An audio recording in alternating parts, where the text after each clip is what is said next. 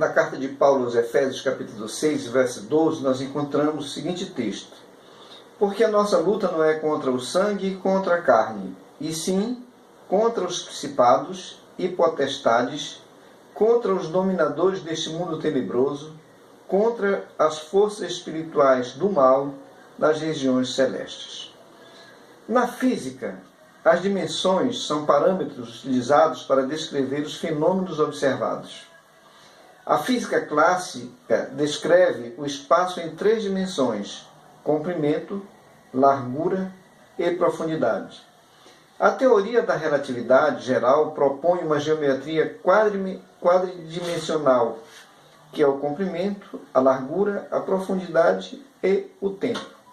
Por isso se diz 4 dimensões. Diante disso, nós podemos dizer que há a dimensão física e há a dimensão espiritual. Há mundo físico e há mundo espiritual. Há lutas físicas, corporais e há lutas espirituais. Olá, meus irmãos e amigos, eu sou Josias Pinheiro e venho trazer aqui um breve comentário da lição de número 1 da nossa revista da Escola Dominical, que teremos no próximo domingo. A revista tem como tema geral Batalha Espiritual, o povo de Deus e a guerra contra as potestades do mal. O comentarista dessa revista é o pastor Ezequias Soares, presidente da Assembleia de Deus em Jundiaí, São Paulo. A lição de número 1 será ministrada no dia 6 de janeiro, no próximo domingo, e tem como assunto Batalha Espiritual. A realidade não pode ser subestimada.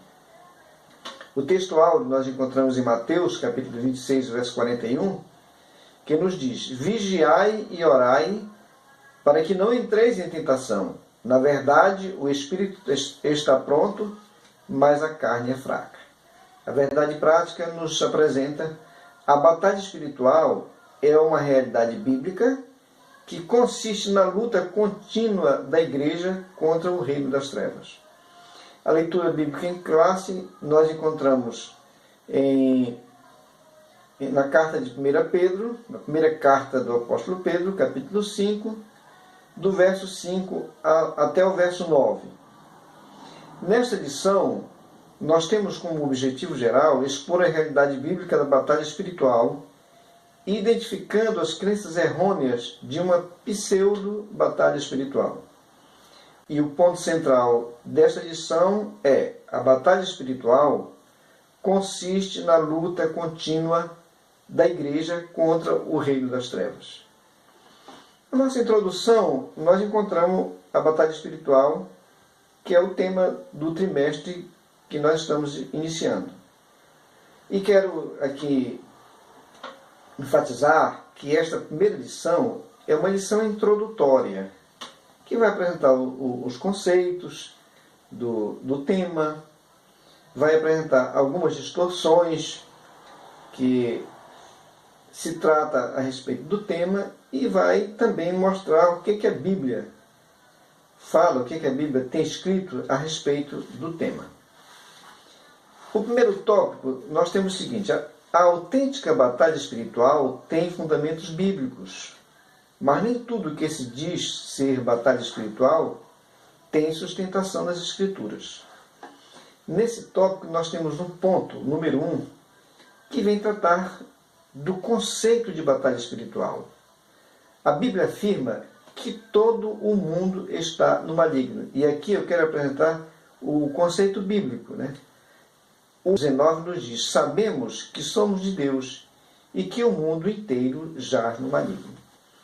Como vimos, assim como existem batalhas corporais, batalhas com instrumentos de guerra, batalhas em ringues, existe também essa batalha espiritual entre Deus e o maligno, entre a igreja e as trevas, as portas do inferno. Existem essa batalha no âmbito físico, do mundo físico, como também no âmbito do mundo espiritual, nessa dimensão espiritual. E o que nós podemos observar aqui nesse texto é que o mundo todo está no maligno. né? Nós somos de Deus, mas o mundo inteiro jaz ou está no maligno. Está sob o controle do maligno. O segundo ponto desse tópico é uma realidade bíblica, no caso a batalha espiritual. Por isso, 1 Pedro 5,8 diz: sede sóbrios, vigiai, porque o diabo, vosso adversário, anda em derredor, bramando como leão, buscando a quem possa tragar. Veja como é que ele compara o inimigo a um leão que está procurando dominar a sua vítima. O terceiro tópico, ele vem dizer o que não é batalha espiritual, vem abordar o que não é batalha espiritual. O que geralmente se chama batalha espiritual, de acordo com o comentarista, por alguns, é um modelo não bíblico e nocivo à fé cristã. É uma estrutura muito próxima do ocultismo contemporâneo, com a doutrina dos espíritos territoriais, e aqui nós vemos os conceitos de batalha espiritual, os pontos fortes, né, da batalha espiritual que muitas religiões praticam, que é os espíritos territoriais, a maldição hereditária ou de família, e também os rituais de libertação. O segundo tópico desta lição vem apresentar as principais crenças da pseudo-batalha espiritual, que é o que nós acabamos de mencionar, essas três áreas, né? O primeiro é o mapeamento espiritual. Então eles acreditam que cada cidade, cada país, cada bairro, cada família, existe espíritos que têm um domínio, né? Tem principados que controlam aquelas regiões, aquele espaço. Por isso é importante fazer um mapeamento espiritual para saber que espíritos, que potestades, que principados estão ali controlando, dominando aquela região, e depois disso fazer um combate, né, com jejum, com oração, com vigília, com manifestações proféticas, para neutralizar a ação desses espíritos, desses principados, para então poder pregar o Evangelho e essa pregação tenha um resultado. Daniel 10,13, por exemplo, diz assim: mas o príncipe do reino da Pérsia me resistiu. Isso era um anjo falando com Daniel. Me resistiu por 21 dias. Porém Miguel, um dos primeiros príncipes, Miguel aqui é um anjo, né? Veio para ajudar-me e eu obtive vitória sobre os reis da Pérsia. Bem, a segunda é a maldição hereditária. Então, eles defendem esta tese, né, essa opinião, de que algumas pessoas são sujeitas a vícios, a fracassos, porque algum parente seu, no passado, cometeu algum pecado contra Deus, foi amaldiçoado, e essa maldição veio de geração em geração até alcançar essa família. Então, o que tem que fazer? A pessoa tem que procurar descobrir o que o seu antepassado cometeu e pedir perdão, né? Se arrepender por eles, para que essa maldição seja quebrada e a bênção de Deus venha sobre ela. Um terceiro ponto é a possibilidade de crentes serem endemoninhados, serem possuídos por demônios. Será que é possível? Os defensores dessa doutrina, da batalha espiritual, com fundamentação bíblica, mas com algumas distorções, eles usam esse texto de 1 Samuel, quando fala a respeito de Saul, né? Daquele distúrbio mental de Saul. 1 Samuel 16,14 diz: tendo-se retirado de Saul o Espírito do Senhor, da parte deste do Senhor, um espírito maligno o atormentava. Esses são textos que os adeptos da batalha espiritual usam para defender essas três situações: o mapeamento espiritual, a maldição hereditária e crentes endemoninhados. O terceiro tópico já vai procurar mostrar o que a Bíblia diz e qual é o ponto de vista do nosso comentarista com relação ao que a Bíblia diz. No primeiro tópico, ou no primeiro ponto sobre mapeamento espiritual, ele diz que as duas passagens de Daniel falam sobre o príncipe do reino da Pérsia e o príncipe da Grécia. São citações fora de contexto, segundo o nosso comentarista, pois se trata de guerra angelical e não há indícios da presença humana. Então a luta foi em uma dimensão não humana. Daniel estava aqui orando para entender as visões que ele teve a respeito das figuras de animais que ele tinha tido. Então ele queria uma resposta de Deus para compreender. Ele não teve uma luta corporal com ninguém. A luta foi angelical. No caso do Gadareno, ele rogava-lhe muito que os não enviasse para fora da província, porque Jesus havia mandado os tais espíritos para o abismo. E rogavam-lhe que não os mandasse para o abismo, conforme Lucas 8, 31. Nesse texto aqui, eles não dominavam, segundo o nosso comentarista, eles não estavam controlando aquela região. Muito embora, se nós formos ver o contexto histórico, aquela era uma região de idolatria e aqueles porcos eram utilizados para oferecer como sacrifício aos ídolos que aqueles povos adoravam. Então dá para entender que a presença daqueles demônios, eles tinham uma influência muito grande naquela região.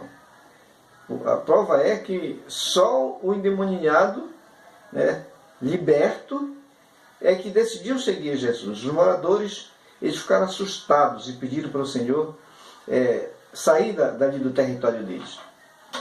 Sobre a maldição hereditária, e que eu penso, será que não se estão confundindo maldição hereditária com doença genética? Deus afirma visitar a maldade dos pais nos filhos até a terceira e quarta geração daqueles que o aborrecem, conforme nós já lemos. Mas nós temos um texto em Jeremias, capítulo 31, 29, que nos diz: naqueles dias já não dirão, os pais comeram uvas verdes e os dentes dos filhos é que se embotaram. Verso 30 diz: cada um, porém, será morto pela sua iniquidade. Ezequiel 18:3 nos diz: tão certo como eu vivo, diz o Senhor Deus, jamais direis este provérbio em Israel. O verso 4 nos diz: eis que todas as almas são minhas, como a alma do pai, também a alma do filho é minha. A alma que pecar, essa morrerá. Então isso aqui desconstrói essa ideia da maldição hereditária, que o filho é culpado do pecado do pai. Aqui Deus está dizendo que não. Quem pecar é que paga o preço do pecado.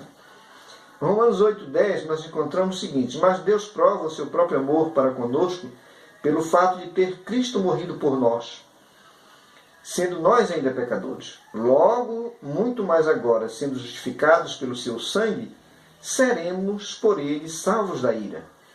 Porque se nós, quando inimigos, fomos reconciliados com Deus mediante a morte do seu Filho, muito mais, estando reconciliados, seremos salvos pela sua vida.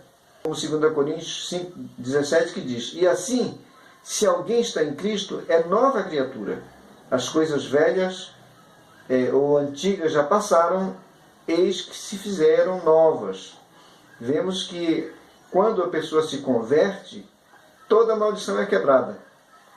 Todo o seu passado é apagado, é lavado pelo sangue de nosso Senhor Jesus Cristo.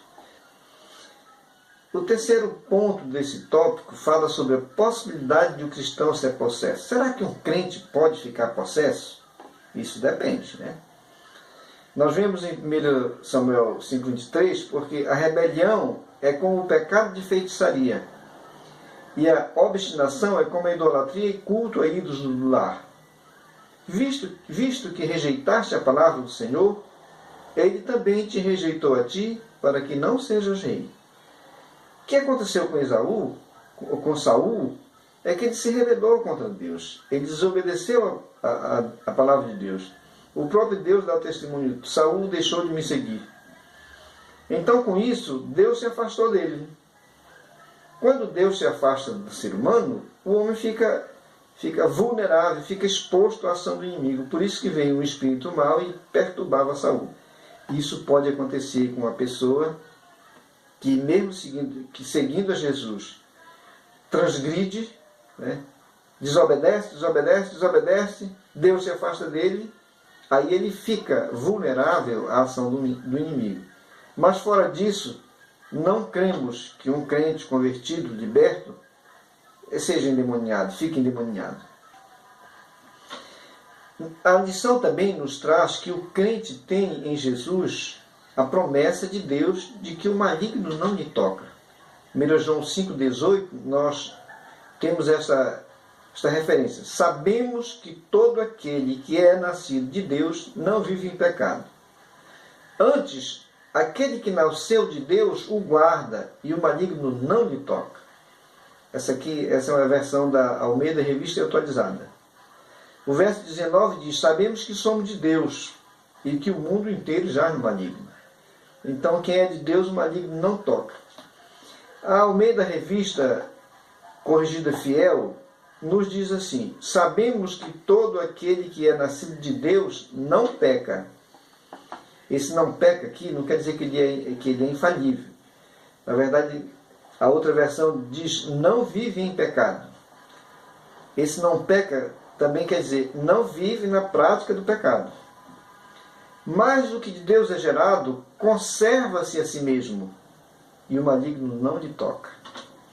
Nós temos ainda aqui, na nova linguagem de hoje, diz: sabemos que os filhos de Deus não continuam pecando, porque o Filho de Deus os guarda e o maligno não pode tocar neles. Essa é a promessa de Deus para o crente. Então o crente só pode ser tocado pelo maligno se ele pecar e não se arrepender, se ele viver na prática do pecado, se ele deixar o caminho de justiça e passar a viver na prática do pecado. O homem, segundo a Bíblia, Jesus disse que o espírito não tem carne nem ossos. Se o espírito não tem carne nem ossos, logo se conclui que não é verdade que o homem seja um espírito. Por quê? Kenneth Hagin diz que o homem é um espírito que tem uma alma e que habita num corpo. Mas o nosso autor, ele contesta essa ideia do Kenneth Hagin. O Senhor Jesus se fez homem, pois o Verbo se fez carne. Então, com isso, o autor diz que o homem não é um espírito, ele é carne. Entretanto, nós temos um texto, ou mais de um texto, que vem dizer que o homem é um espírito também. João 3,5 nos diz: respondeu Jesus, em verdade te digo, quem não nascer da água e do Espírito não pode entrar no reino de Deus. Verso 6. O que é nascido da carne é carne, e o que é nascido do Espírito é Espírito. Então isso aqui vem nos dizer que nós somos seres espirituais. 1 Coríntios 6,17 diz: mas aquele que se une ao Senhor é um espírito com ele. João 4,23, Jesus diz: mas vem a hora e já chegou, em que os verdadeiros adoradores adorarão o Pai em espírito e em verdade, porque são estes que o Pai procura para os seus adoradores. Deus é espírito, e importa que os seus adoradores o adorem em espírito e em verdade. Então, apesar de nós sermos carne, mas também nós temos uma natureza espiritual. E é com essa natureza espiritual que Deus espera uma adoração. Se você é um crente no Senhor Jesus Cristo como seu Salvador, então você também declarou rebelião contra Satanás. Talvez você não se apercebesse disso, talvez você ainda não saiba que a Bíblia ensina ser Satanás o príncipe da potestade do ar e o Deus deste século, e que antes de você ser salvo, Satanás trabalhava em você como um dos filhos da desobediência, conforme Efésios 2:2. Uma vez salvo, liberto, transformado, novo nascido, você se tornou um soldado importante da maior guerra jamais combatida, a guerra espiritual, pelejada entre o poder de Deus, que é a luz, e as forças de Satanás, que são as trevas. A Bíblia claramente ensina todas essas verdades. Além disso, a Bíblia ensina que cada crente tem que aprender como guerrear nessa batalha. A Bíblia é o nosso manual de combate, e nela encontramos as instruções vitais de que precisamos para combater Satanás e os seus grandes aliados, que é o sistema mundano e a natureza pecaminosa. E quero deixar aqui para os irmãos, para a nossa reflexão, o seguinte: Satanás é a mente maligna no mundo espiritual que influencia o mundo físico, o mundo humano, o mundo das pessoas, através do sistema mundano. Ele usa o sistema mundano para influenciar as pessoas, através da concupiscência dos olhos, a concupiscência da carne e a soberba da vida. Com o que o mundo nos apresenta, ele procura nos iludir e assim controlar a nossa natureza pecaminosa. Nós temos uma tendência para fazer as coisas erradas. E o maligno sabe disso. Então ele apresenta tentações através do sistema do mundo que mexe com a nossa concupiscência. Os nossos sentidos corporais são os meios pelos quais nós somos seduzidos para sermos iludidos e a nossa natureza humana pecaminosa seja presa. Mas há necessidade da nossa parte de equilíbrio, para que esses exageros da guerra espiritual não venham perturbar a nossa mente. Vamos descobrir nas Sagradas Escrituras como combater esse combate espiritual. Como nós podemos fazê-lo. E é isso que a revista se propõe durante esse trimestre, nos orientar, nos instruir como nós sermos vencedores nessa batalha espiritual. E o Senhor nos dá uma garantia. Ele diz que Ele edificou a sua igreja sobre a rocha, de tal modo que as portas do inferno não prevalecerão contra ela. Pense nisso, tenha uma ótima semana e bom proveito desta edição da Revista da Escola Bíblica Dominical.